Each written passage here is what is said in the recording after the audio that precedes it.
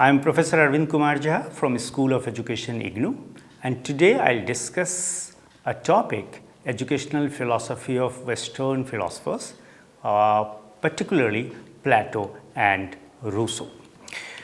In this video, we'll discuss some points which are very important, which need to be kept in mind while listening and watching this video. So the first point that I'll discuss is concept of philosophy and education, mutual relationships between education and philosophy, and then discussion, analysis, and the reflections on the concept and educational thoughts of Plato. Similarly, I'll also discuss, analyze, and reflect on the concept and educational thoughts of Rousseau. Let us start to understand philosophy, education, and their mutual relationships. See, we all know that there is a complementary, supplementary, and integral relationship that exists between philosophy and education. Now, the question arises, what is philosophy? What is education? And how are they related? Why you all, being students of Bachelor of Education program, should study philosophy to become a teacher? Let me start with etymological definition. Etymologically, philosophy is love for knowledge and wisdom as it figures in Greek system of thought. You all know, I don't need to repeat, philo plus logos, that is love for wisdom. In this sense, wisdom is not confined to knowledge only, but value and reality also.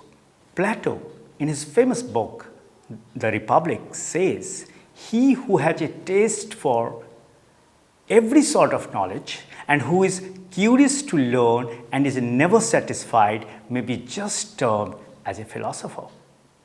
In modern time, friends, philosophy is perceived as a discipline which is a rigorous, disciplined, and guarded analysis of some most difficult problems which man has ever faced. So you can say it is a rigorous, it is a disciplined, and it provides guarded analysis. So as a discipline in philosophy, now the question is, what do we study? We study epistemology, theory of knowledge. We study ontology, theory of reality. We study axiology, theory of values and ethics. And we also study metaphysics. But along with these, we also study socio-political philosophy related to the modern problems in our present society. Now, what is education? I'm of the view that as the perception, so the education. That is why all the great minds have defined education in its unique way. More concretely, education is perceived as understanding and development of the persona of the individual, which includes the physical, mental, emotional, spiritual, social, and moral development of the inner power of the individual. It is about how to become a human being having unique sense of morals and values. I would like to quote Adams, who has rightly remarked, education is the dynamic side of philosophy. It is the active aspects of philosophical belief. Therefore, friends, what I want to say is this, that both philosophy and education are integrally and interdependently related to each other. Let's take an example of Ross, who has written extensively on philosophy and education. And according to Ross, philosophy and education are like the two sides of the same coin. The one is implied by the other. Here, the former is the contemplative side of life, while the latter is the active side. So, we can say that philosophy is the thinking process of life, and education is functional part to materialize the thinking process. Therefore, friends, it is correct that many people consider philosophy as a professional tool, But I would like to assert here that philosophy is not only a professional tool for the educator, but also a way of improving the quality of life, because it helps us to gain a wider and deeper perspective on human existence and the world around us. And therefore, if you look at the contents with which education is concerned, education centrally involves the fostering of reason or rationality and emotion or emotionality. There is a time when rationality and emotionality used to considered two separate entities. But in modern time, things have changed, and this change is due to a lot of research. So today, education is not confining itself to the contents of reason or rationality and emotion or emotionality, but also relational rationality, and that is one of the focus of today's educational discourse. Now, let us talk about establishing relationship between philosophy and education. Philosophy guides the goal towards which education should be directed towards. Education is a discourse which seeks guidance for its practice from which? From nothing but philosophy, or you can say philosophy of life. So philosophy helps the education planners to identify and use various aspects of education, like methods of teaching, principles of teaching, curriculum, and the role of teachers and learners as well. So it is not always philosophy, but education also provides fodder to philosophy to think and ponder over it, and particularly its contents and intents both. So philosophy provides, you can say, the aims of life, whereas education is a means to achieve those goals. Now, as I said in the beginning, today we'll be discussing about two great thinkers and philosophers, Plato and Rousseau. Let me start with Plato. Who's Plato? Plato was a philosopher during 5th century BCE. His most famous work is The Republic, which details a wise society run by a philosopher. And as a student of education, I'll advise you, please read Republic. If you can't read it full, at least read its summary, and it is available everywhere. He is also famous for his dialogues, early dialogues, middle dialogues, and late dialogues, which showcase his metaphysical theory of forms. And education, in its abstract sense, does talk about forms. Plato also founded the academy, where it was written, "Dare not to enter if you do not know mathematics." What's the conclusion of this statement? Because of this statement, you can say that he became known as the maker of mathematicians, and his belief that mathematical reality is the ultimate reality. Now, let me talk about education. Plato regards education as means to achieve not only knowledge and means to survive, but also it is a means to achieve justice, both individual justice and social justice. So according to Plato, individual justice can be obtained when each individual develops his or her ability to the fullest. So developing one's ability to the fullest is a kind of justice, individual justice for Plato. And in this sense, justice means what? In this sense, justice means excellence. And you all know, for the Greeks in general and for Plato in particular, excellence is virtue. His educational thought is based upon idealistic principles of education. Plato defined education as training for the country and love for the nation. So, according to Plato, idea or concept is the ultimate truth. You all know nation is an idea and nothing else, in its most subtle and abstract sense. He imagined that there are two types of world, a spiritual world and a physical or material world. He believed that human is a combination of both spiritual and physical elements. Human body is built of physical elements and the soul is spiritual. Self-control, justice and liberty. All these three things are necessary for moral and character development. And that's why Plato described that the aim of education is not merely providing information but training the individual in his duties and rights as a citizen. In his opinion, I quote, "The aim of education is human perfection." And with this end of view, he suggests a curriculum which comprehends all subjects. Now, I'll be talking especially about the educational thoughts of Plato. Plato, as I said, please read his book, Republic. Plato in his Republic discussed the universal nature of education. He was a strong supporter of mass education. To him, education in the laws is to be universal, not restricted to a class of people. He was a strong supporter of compulsory education as well. And compulsory education is the key for him for one's potential's development.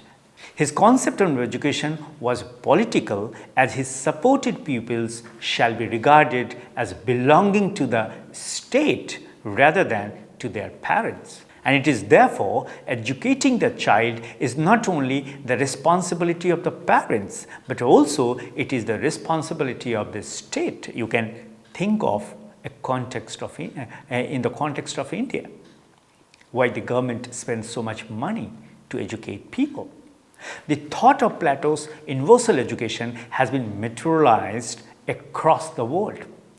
And therefore, in short, it will be right time to talk about the important points of educational thought of Plato, which if you keep in mind, it will be easier for you as a practitioner to correlate between philosophy and the education in which you engage yourself as a subject teacher, as a student teacher, or as a teacher of the society and the nation as well. So what are those points?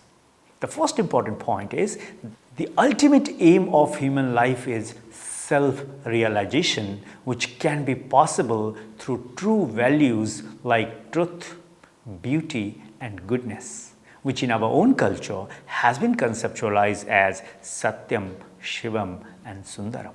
The second very important point is best and able citizens are necessary for the best nation. Nation will never become best if its citizens are not the best. So the development of good citizenship among students should be the aim of education.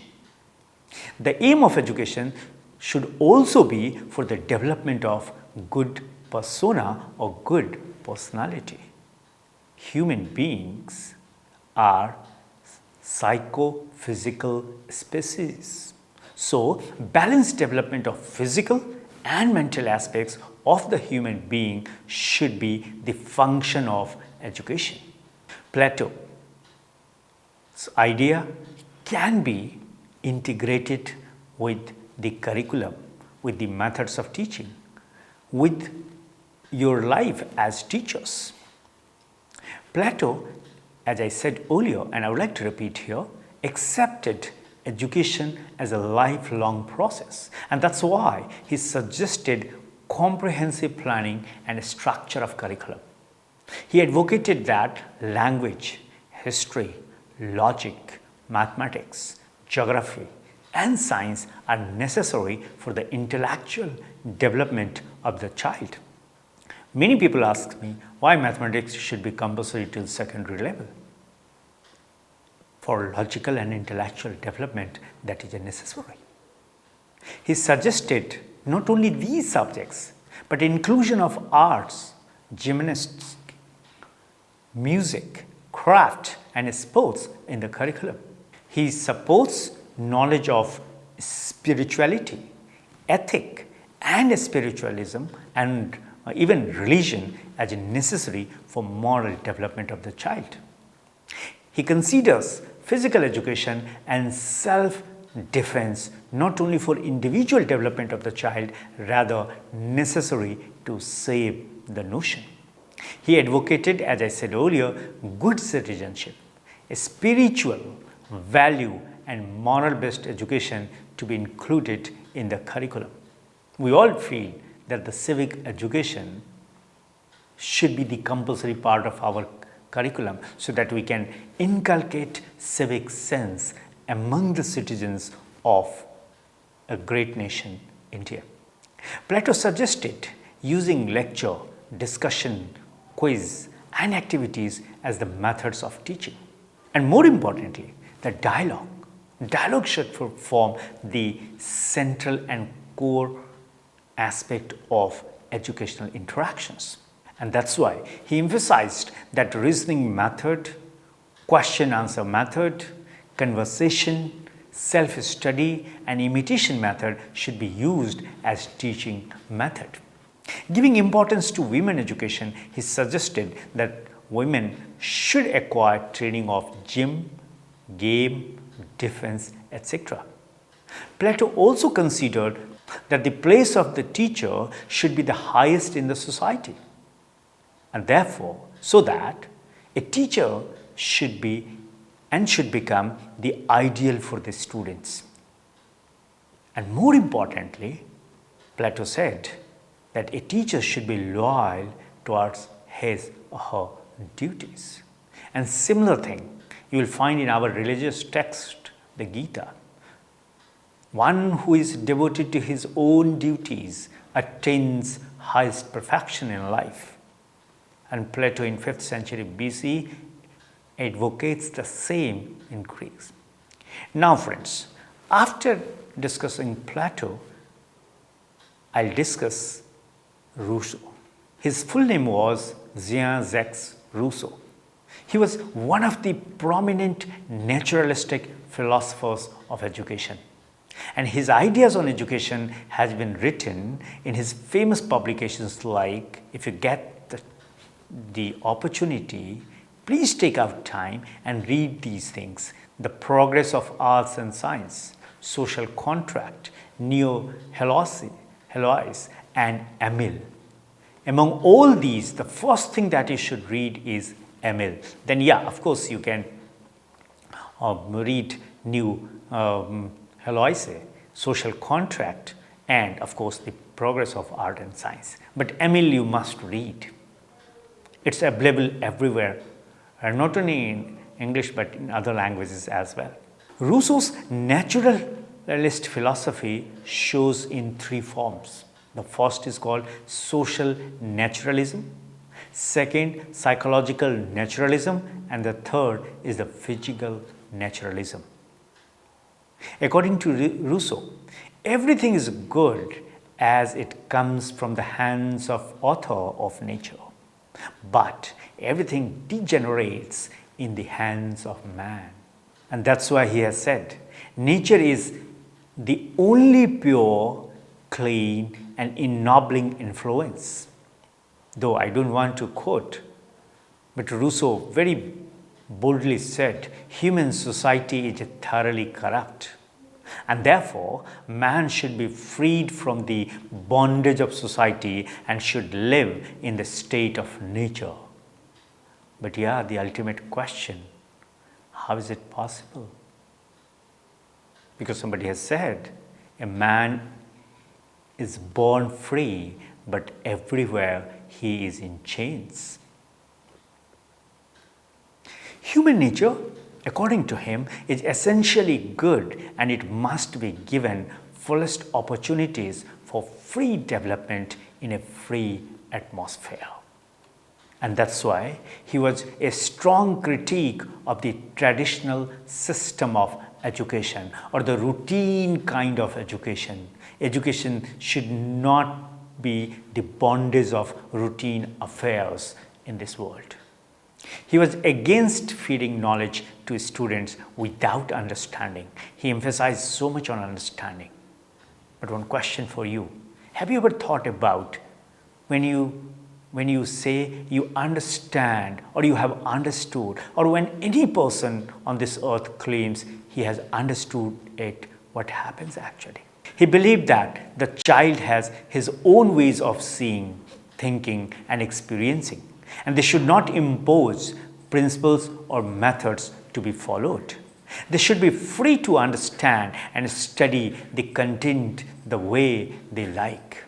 And that's why he was also the supporter of that the curriculum should be modified time and again. It should be flexible in nature. And teachers should provide contents which are flexible in nature to the students to study, to understand. He was also supporter of negative education. Explaining his new system of education, Rousseau said, "Give me a 12-year-old child who does not know anything. By 15 years of age, I'll teach him so much as other children read in 15 years of early life." Unquote. Now, let me talk something about his negative education. According to him, negative education is a self-education, and it is the education of the sense organs and body.